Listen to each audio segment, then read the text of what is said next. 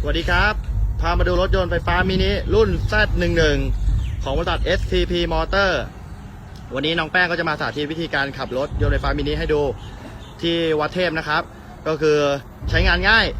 แค่ชาร์จไฟบ้าน 6-8 ชั่วโมงก็ใช้งานได้เลยราคาตรงนี้นะครับบอกก่อนเลยเปิดราคา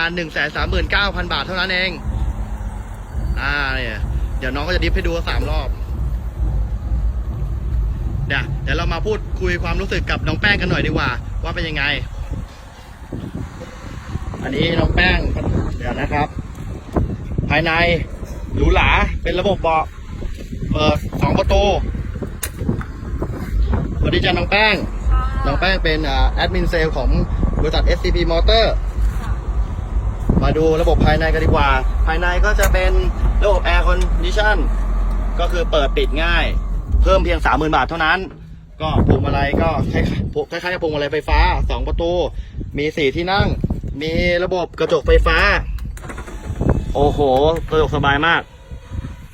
สนใจก็คอมเมนต์หรือถามเซลล์แอดมินมาได้เลยนะครับขอบคุณมากครับ